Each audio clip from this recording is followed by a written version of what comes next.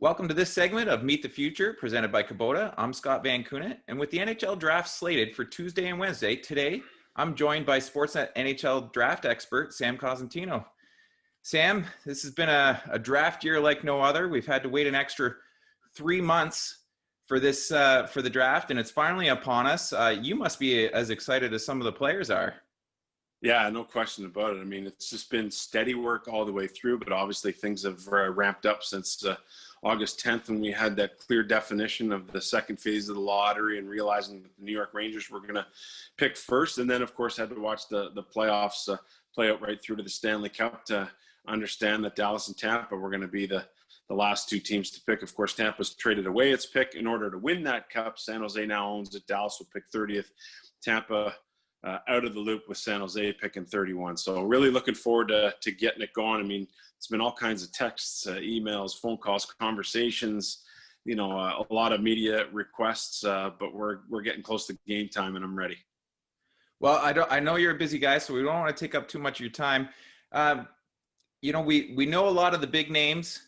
I want to know some of the unpopular names out there, some of the guys we may not heard of as much. Maybe we start with some guys in the Western Hockey League. Yeah, Scott, it's a big resurgent year right across the Canadian Hockey League. I think we're going to see strength from all three leagues, obviously starting with Lafreniere in the Quebec Major Junior Hockey League. More on him later. But it's always nice to dig in a little deeper, to do that deep dive and give some of the players that maybe don't get the love or the respect or don't have that first round status attached to their name a little bit of love. So that's what we're going to try and do here. I think we'll start with the Saskatoon Blades and we'll talk about Tristen Robins. I love this guy. His dad, Trevor, was a goalie and said, son, you are not to be a goalie. So he said, all right, I'll play out. And the interesting story about this guy is that he was really good last year when we watched him play, and then came into this year, had a good summer, good work ethic to his game, skilled, could put the puck in the net. But the year started with Kirby Dach being selected by the Chicago Blackhawks. And he started with the Blackhawks, and many thought, this will be a 9-game audition, and he'll get sent back to Saskatoon. In the meantime, Robins is going about his business, and then they realize, you know what, this Dach guy is pretty good. He might not be coming back. So as a result of that, Robins gets vaulted up into that number one center position, and he's given all kinds of opportunity. A massive jump in points amongst the top 20 scorers in the Western Hockey League. With that work ethic and skill, I know there's been a lot of talk about where he's going to go, but he looks to me like he's a projected second-round pick, Tristen Robins of the Saskatoon Blades. We're going to stay in the Western Hockey League here, Scotty, and we're going to go to the Everett Silvertips now. This is a program that continuously pumps out great players. Yeah, we always think about their goalies, Carter Hart being the last of that.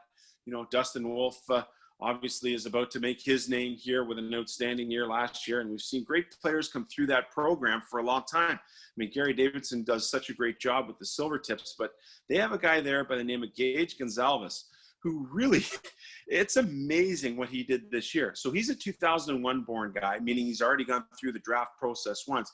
And you can understand why he did get looked at in his first year.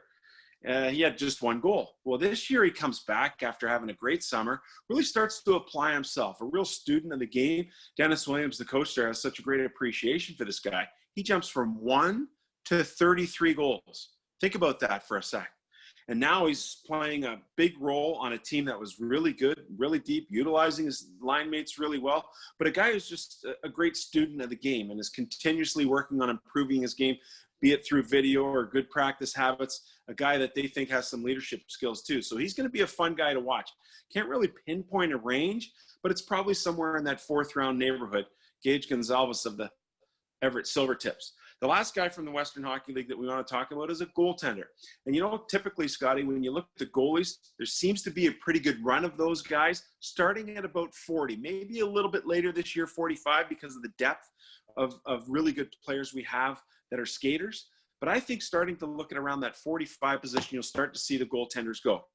We know that Askarov is the number one guy. Nico Dawes is someone we'll talk about a little bit later. But Dylan Garand is a guy that really impresses me with the Kamloops Blazers. And his story starts a couple of years ago.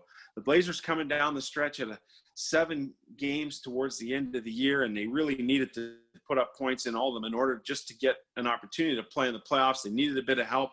Well, it turns out their goaltender at the time gets injured. Dylan Garand goes in there, and down the stretch, he wins a bunch of games. In fact, so much so that he helped Kamloops get into a one-game playoff with their hated rival Kelowna. They ended up winning that game and getting into the playoffs. So Grant, a big part of that. He comes back this year. He plays in the top prospects game. A super, super serious guy. And a guy that I got a lot of time for, because everything that I understand about him is he goes back to his home in Victoria.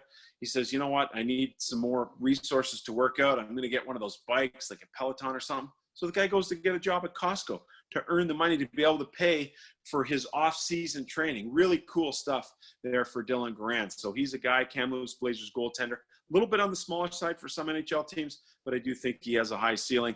Probably in that run of goaltenders that starts at 45 in the second round and moving beyond. He's a smart guy too. The WHL Scholastic Player of the Year this year. Yeah, nothing wrong with that. When you meet him, you can get a pretty good sense as to why. He's just a real super serious guy, and he's locked in on the task at hand, schooling away from the rink, and all hockey when he's at the rink. And Gage kind of gives me the impression he's got that year-over-year improvement, kind of in the same Brett Leeson type.